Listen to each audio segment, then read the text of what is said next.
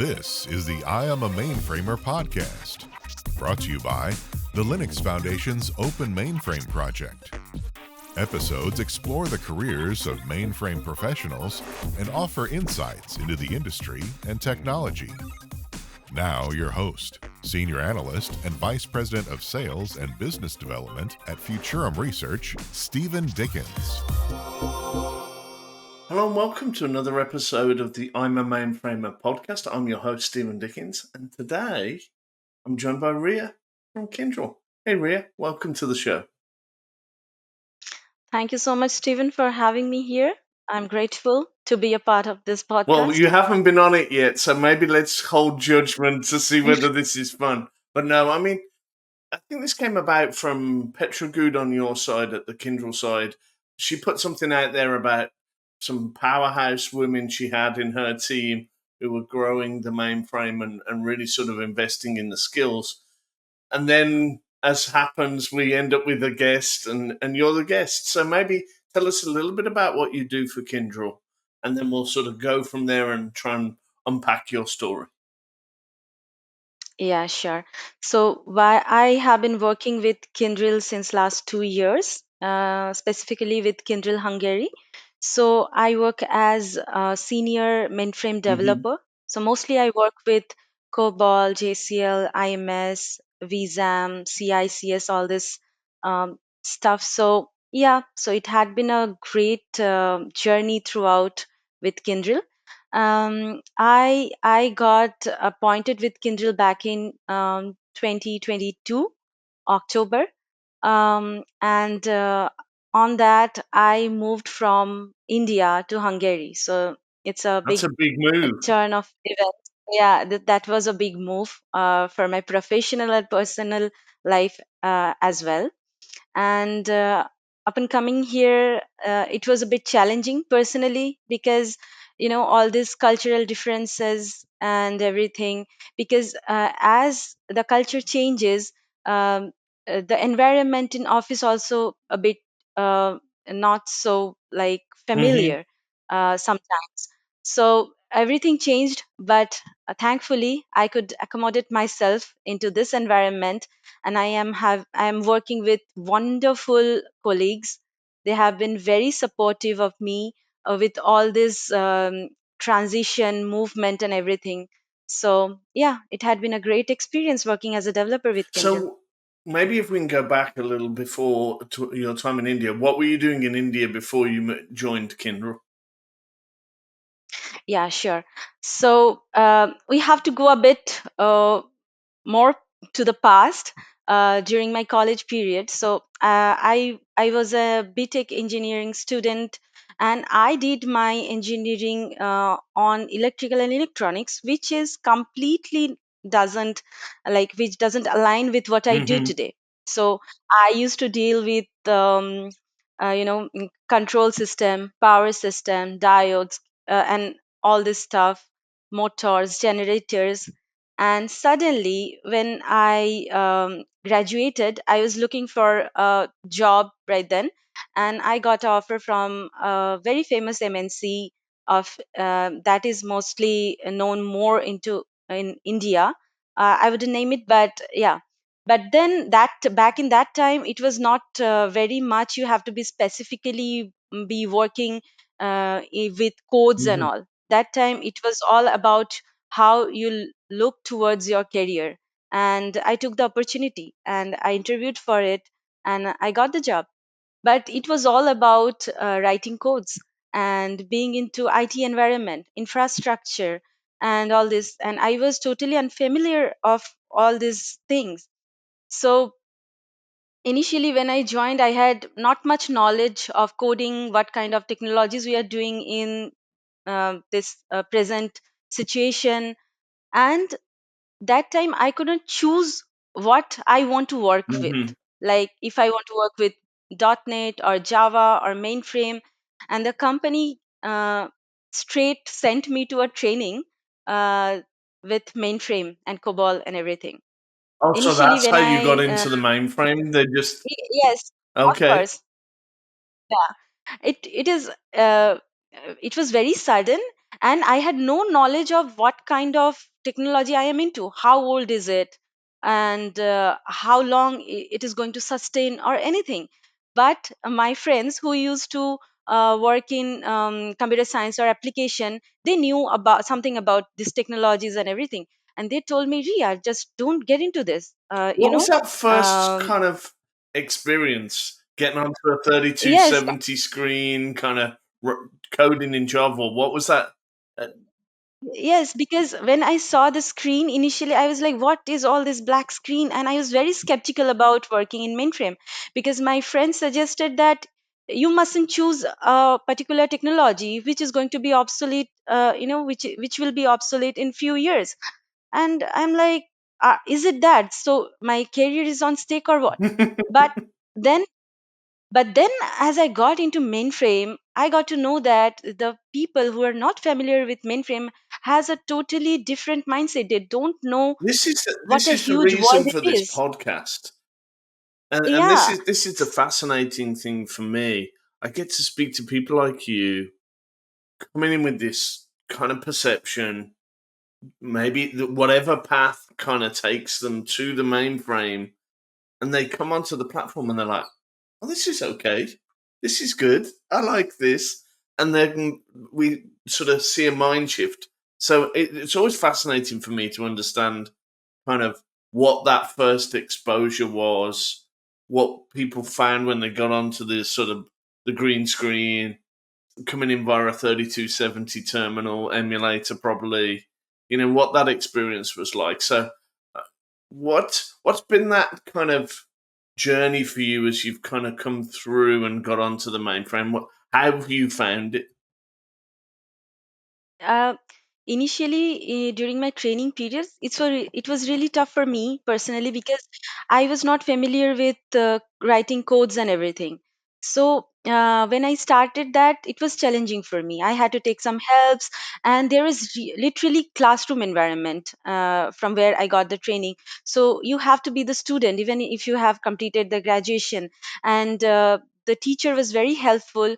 So though initially I didn't love, I wouldn't say like, but I didn't love the entire mainframe environment, but gradually I understood as I got into the coding and testing and everything, the when the output would come out, it would give us such a joy to understand that what I have made, the joy of making something from scratch.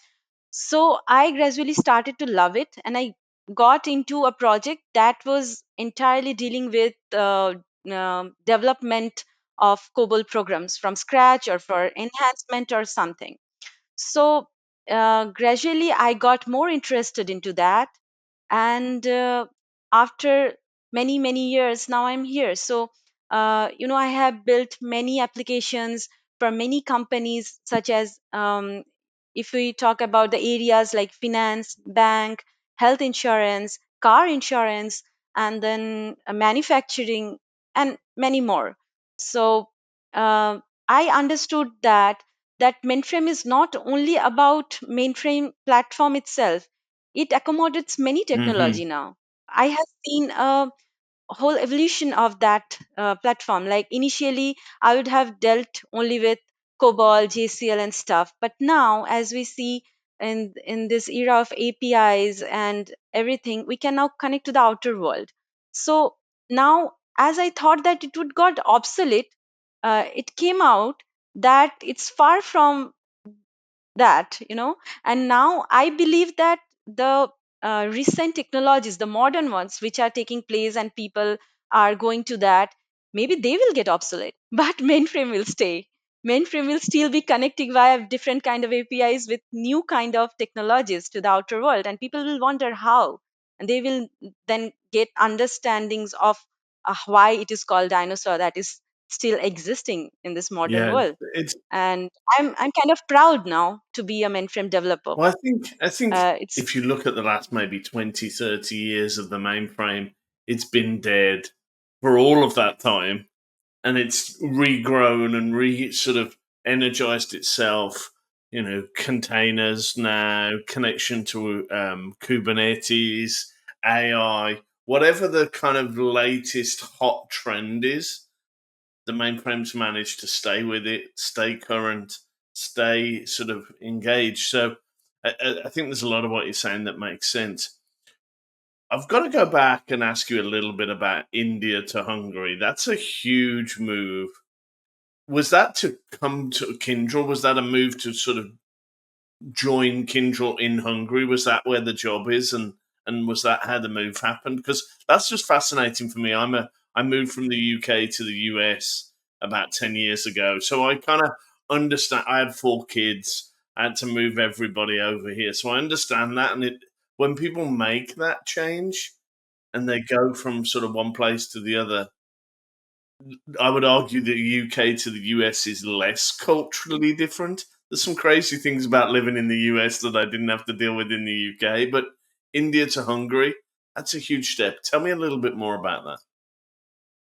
Yeah, sure. It's also very fascinating for me to discuss about that. I get very excited when I anybody saw your asks me face about this change. I because saw your face change. yeah, because I have been looking for job change back in 2022 because during COVID period I could not really travel, so I wasn't looking for jobs out of India. But as the COVID period ended in 22, I thought of looking for jobs outside of India because I was very much familiar with what was the environment in India, how we work in India. I have worked with the several kind of colleagues from several regions of India, so I kind of wanted to explore how people do work in Europe, per se. So I started to look for jobs, in Europe specifically, and I applied for Kyndryl. And after many rounds of interview, they accepted and they sent me a letter that yeah, you can come and join us, and we are going to sponsor for your movement and everything. That was a huge thing for me because it doesn't really always happen. Um, you don't get a direct sponsorship from the company, and thus moving resources and talent can be sometimes very challenging for companies. But it happened for me. I guess the interview went really well that they could spend that kind of money for me. Something must have And gone right in that interview, Ria. That's all I can say. yeah, yeah, I would say that. Uh, and then I moved here, but it was kind of easier for me if I compare to you because I didn't really have a family in the sense like with husband and kids. I'm single, and so it was easy for me to move. But in India, the culture is to stay with your parents really long. So it was kind of emotional turmoil to move initially. I felt a bit responsible for leaving them there.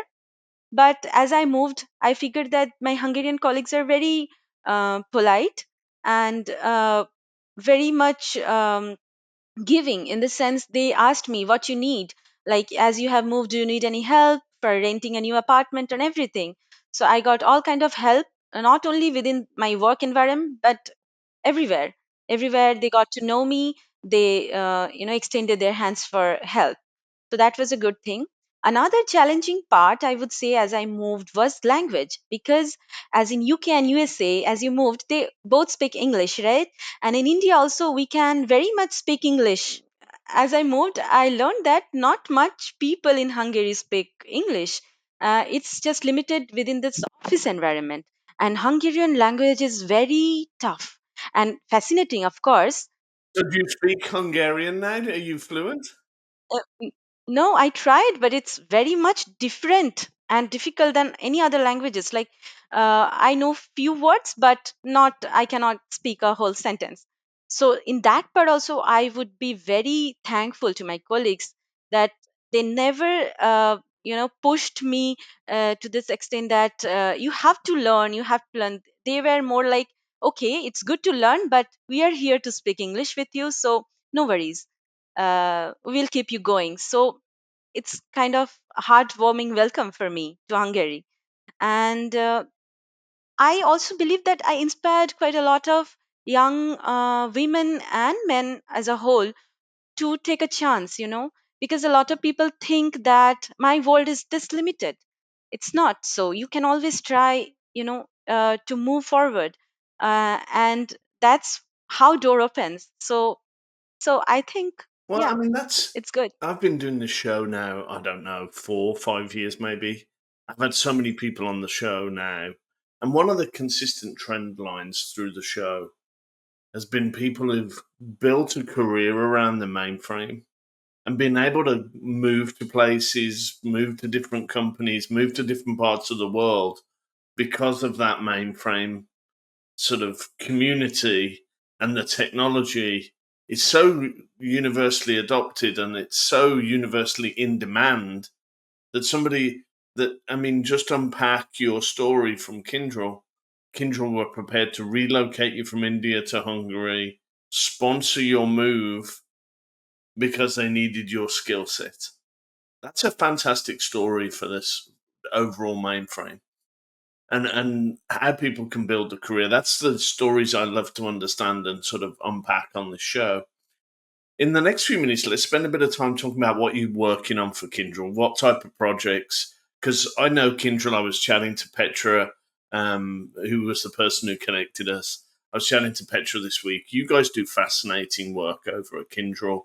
Tell me a little bit about what you're doing and what some of those projects you're working on, because I think people have this perception of the mainframe,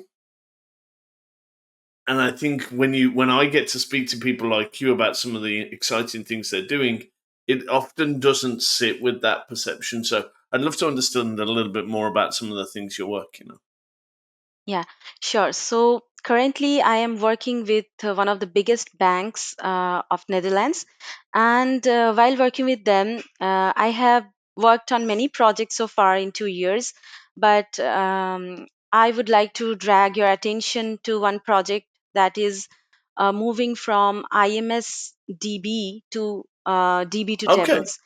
Like, yeah, so the bank has many IMSDB tables that they are working Hmm. with. So they really wanted to move to DB2, because with DB2 environment, it's easier to connect to the outer world, with via APIs and ZOS Connect and everything. So the bank was really interested to do that, and we gave them our expertise, our resources to do that. I am also a part of this. It takes huge analysis and understanding of mainframe environment as a whole, and also how the system works on COBOL, IMS, and everything. Sometimes the program can also have IMS and DB2 together. So all this sort of knowledge is you must have. So that kind of work I am doing right And I'd now. imagine that Also the must be same. Ria. That must be the mission critical kind of absolute core of the bank.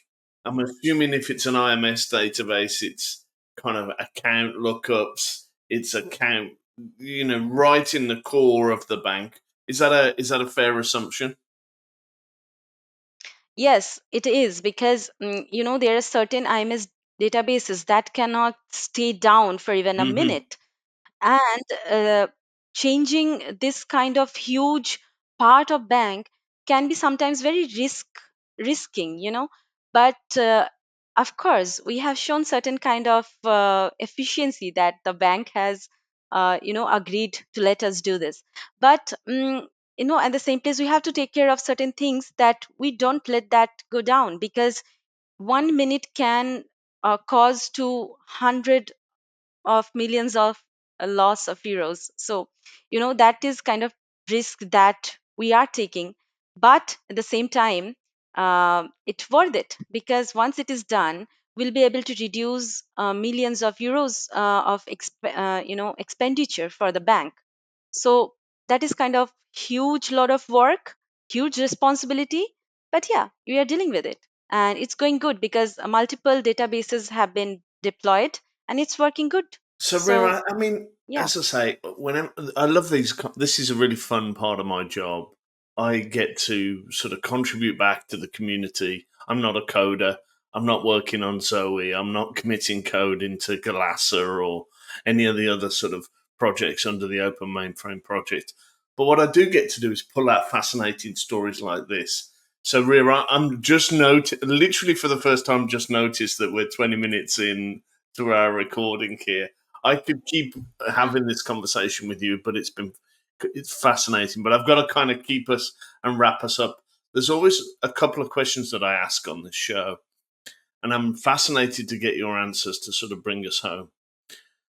First one is, you get to go back to your younger self and give that person some advice. So you get to go back to sort of 21-year-old Riya and give her some advice. What would that advice be?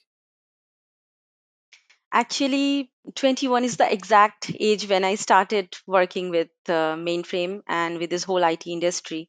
So, first and foremost, as I have already mentioned, I was very scared of getting Mhm. into and very skeptical of getting into Mainframe. So, I would say to myself, it's all right, girl, Calm down and go ahead. relax. Yeah, calm down and relax, and God has his or her own way to put you through the path where you will get your success. So I think Mainframe got me here, and because there are resource crunches all over the world for Mainframe, so people in Mainframe gets more chances to explore. So I will say, be thankful, little Ria, be thankful. You are going to get to better That's great places. advice. That's what I The learned. second question I always ask, and this one I'll give you a bit of time to think about when I ask the question. You've got a great perspective on the mainframe. You've got a crystal ball. You're looking into your crystal ball and you can see the future. Where do you see the future of the mainframe? Maybe 5 years from now. I am seeing it nowhere going obsolete. Of course, that's not even on the plate. 8 years back when I joined, my manager said that he was also skeptical of joining Mentoring, and his manager also, you know, comforted him, saying that no worries, it is not going to go anywhere.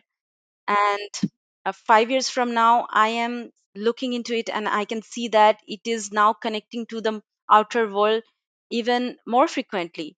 Like now, it can maybe connect to Python, Java, and everything. The platform can host many other technologies now, but in 5 more years, it is going to get connected to AI and many more new technologies. And that's what I think there will be, because if you can see now, in last year 2023, India sent their for a mission to moon, the south pole of moon. Indians were the first to reach to the south pole of moon, and if you read about it, you would know that Mainframe is one of the platforms that they used for very fast calculations, for reliability, because it's a very critical job to be done. So you can imagine, to send a certain spacecraft to moon, they are using Mainframe platform. How reliable it In can the same be. way they did for the Apollo missions in the 60s. That cycle's just come. So we've seen a huge 50-year sort of plus technology cycle, and the mainframe's still there. Ria, this has been a fascinating conversation. As I say, the first time I looked at the time on the recording was 20 minutes in, which is normally a good sign for me. You've been watching the I'm a Mainframer podcast. I'm your host, as always, Steven Dickens. If you like the show and want to check out more episodes, click and subscribe, and we'll see you on the next episode. Thank you for tuning in to I Am a Mainframer. Liked what you heard? Subscribe to get every episode, or watch us online at openmainframeproject.org. Until next time, this is the I Am a Mainframer podcast. Insights for today's mainframe professionals.